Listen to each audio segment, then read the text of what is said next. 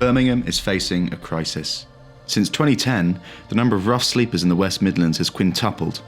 And now, the homeless population has reached an all-time high of 320,000 people, which is the same size as the population of Iceland. But these aren't just numbers, these are people's lives. We just survive as you are on our own.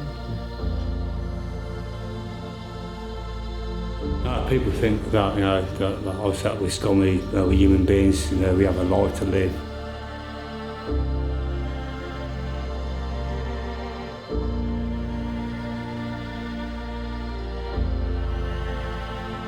Because previous to being with my partner 6 years before, I lost my wife. After 27 years, married to 2 kids. So, I ended up on the streets. Before that? Before that, I was in a relationship for 6 years. It was her house. We've been waiting 13 months then. 13 months on the waiting list. Is that for council housing? Housing first. Housing first. Her son moved in. We've been together 4 years, her son moves in. Last 2 years, he took over. I'm sure my son out. I've got mental health issues. You have? So I didn't take that into consideration at all. Yeah. I'm not one of the. I've done national service, not national.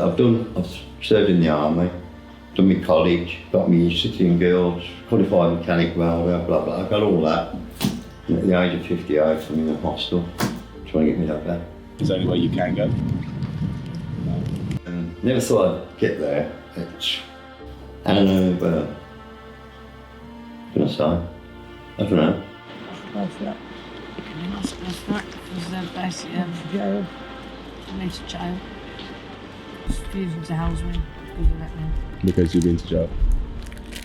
Based around what the government are doing and the fact that they're Well, what are they doing? Can you tell me? Because all I hear is Boris.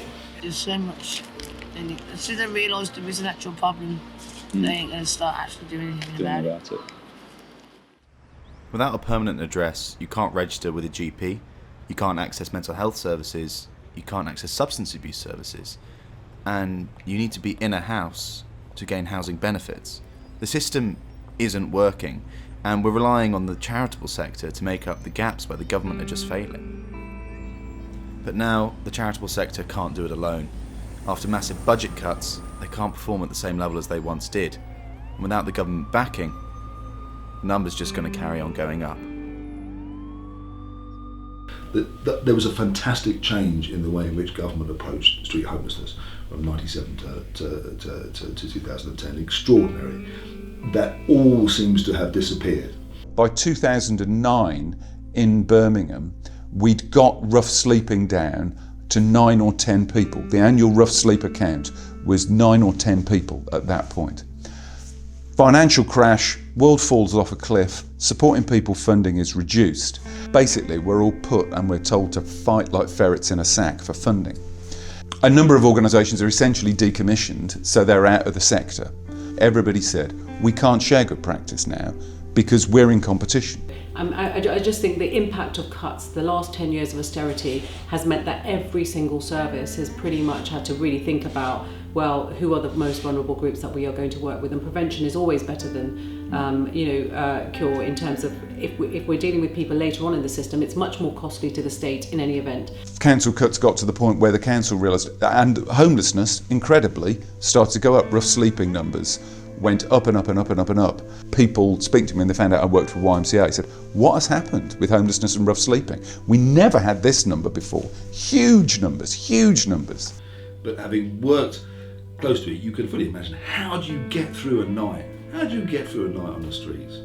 It doesn't have to be weather like it is now, which is terrible in itself. Just the cold and the vulnerability, it seems extraordinary to me that we allowed and have allowed historically. It's nowhere in the welfare state, not since 1945. For some reason, homelessness was always been given to the charitable sector to deal with. Why do we, our most vulnerable people, do we not care directly for them from the state? It becomes something that seems a clear indication of the failure of society rather than something caused by individual moral lapse. There's been a loosening of housing benefit regs, I think, regulations. And the council has started to say, in order to make this work, we are going to have to work with people who we're not commissioning, which means that we can't just say, well, you have to do what we say. We have to recognise that we can't control the system anymore. Conventional mental health services aren't good with working with street homeless people. The only way you could really address it is you have specialist teams. In substance misuse, what then matters is, well, can you access the necessary services to get out of this situation? Is there a contact and assessment team, an outreach team that's going to find you somewhere on the streets? Or is there a hostel that's got access to substance misuse facilities? Can you then get into rehab? It's quite easy to get a short detox, but actually for most people trying to come off major addictive substances, you need a long time. Luckily, there are charities that are working to provide solutions, linking housing services and support to those who need it most. What they don't always have is funding and the means to communicate. We caught up with Stephen Morgan, the chair of St Anne's Hostel, to see what their solution looks like.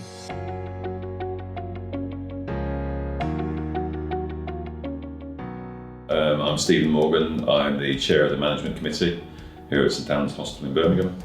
I mean, just putting a roof over someone's head and possibly giving them sort of 3 square meals a day is not going to answer the problem, really. So we have resettlement officers, and the idea is that they engage with people and help them address some of the factors that brought them to homelessness. Just because someone is ready to move on doesn't mean they are free of mental health issues, they are free of addiction issues and so on. And so the availability of assistance for these guys is difficult. 10 years ago, and I realise that's ancient history now, there was supporting people funding. But virtually all, if not all, of our resettlement, our tenancy support and so on is funded by charitable donations. St Anne's doesn't just put a roof over someone's head, they look at the reasons that brought someone to homelessness. By giving them access to housing benefits and NHS services, they can start to get their lives back on track. To do this on a wider scale, we need communication between government services. The NHS needs to be able to talk to the Department of Housing and social services. So what does this communication actually look like in the real world? So actually, if we start to build more social housing with a support element, recognising what the city needs, if we start, really investing in our drug and alcohol strategies, if we actually had a community hub, a place of like a one-stop shop, we're not supporting people and valuing what their journey has been. Both contact teams to pick up people on the streets who have got substance misuse issues, who are trained in that manner. You've got to have available rehabilitation facilities. So it would be, a probation service, that actually pick people up, enhanced mental health services, so that would be NHS and so on. But again, paying people a decent benefits. And this sounds like it's a long and impossible list. It isn't really. Homelessness is a matter of political will. It's not a matter of resources, and it's not a matter of trying to work out what the solution is. It is political will. So how can you help? Real change doesn't happen overnight, but it does happen through public support. In Birmingham University alone, there are 34,000 students, and with that kind of political willpower, we can see real change soon. We've identified 3 key points that need to change. Firstly, we need to make services available to those who don't have a permanent address. Secondly, more collaboration between the charity sector and government. And lastly, raise the profile and increase the funding for the Homelessness Task Force.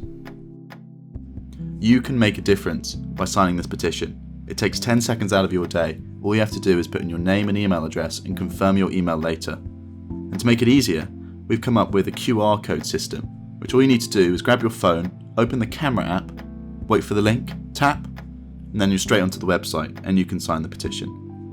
You can help make a real change to so many people's lives. So thank you for listening.